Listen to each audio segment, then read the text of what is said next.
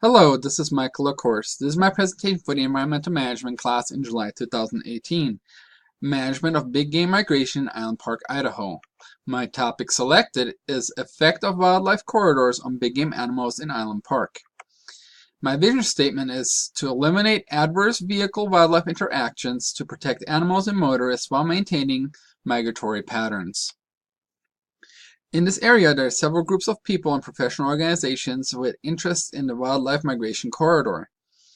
The Idaho Transportation Department is going to pay for any mitigation efforts and has an interest in ensuring that any cost will be equal or lower than the benefit derived from the expenditures.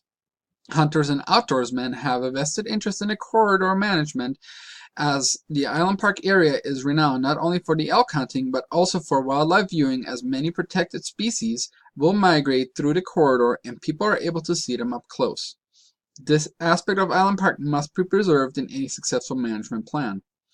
Motorists traveling through the Island Park area are expecting that the road is safe for everyone and do not want to collide with wildlife. Locals who travel in the area regularly know that wildlife may be encountered at any time along the road. However, tourists that travel through the Island Park corridor on their way to Yellowstone may not be as aware of the possibility and must be educated about the dangers this road presents. This will help the motorists not only with their personal safety but also monetarily, as insurance rates rise with accidents. The local and regional wildlife and environmental conservation groups have several interests in a successful management. The Rocky Mountain Elk Foundation wants to preserve the elk in the area and wants to ensure that the hunters in their membership do not experience adverse effects due to managed wildlife migration.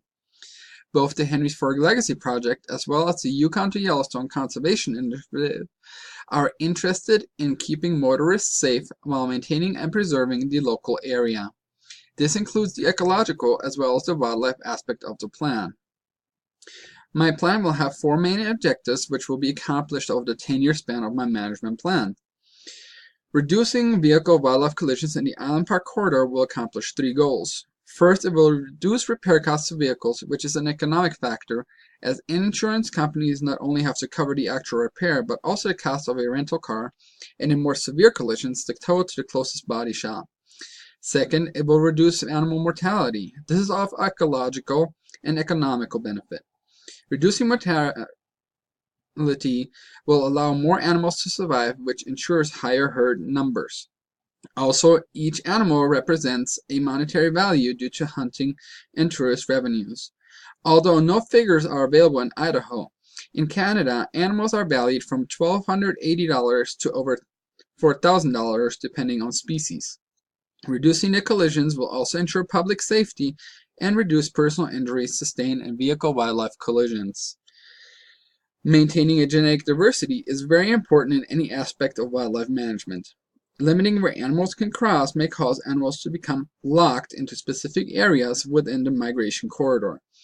This is cause for concern, as a diminished gene pool may cause hereditary disease. The goals for this objective are to first continue to allow the gene pool to expand and be mixed to prevent inbreeding, and second, to allow animals to continuously adapt to their environment. Maintaining a cost-benefit balance is an absolute must throughout the plan. If the cost is too high and the benefits reaped are too low, the plan will not gain acceptance from the stakeholders. By ensuring that the benefits gained by the expenditures are of higher value, it will give incentive to the stakeholders to adopt the plan, especially considering the cost of $22 million per overpass. The benefit of managed wildlife migration must be demonstrated adequately by the management plan. Preserving the hunting and wildlife viewing opportunities will be one of the challenges in this plan, as much of the revenue created in the area comes from these activities. By correct management, the wildlife viewing may be increased, which would lure more tourists into the area and give economic benefit due to increased tourist revenue.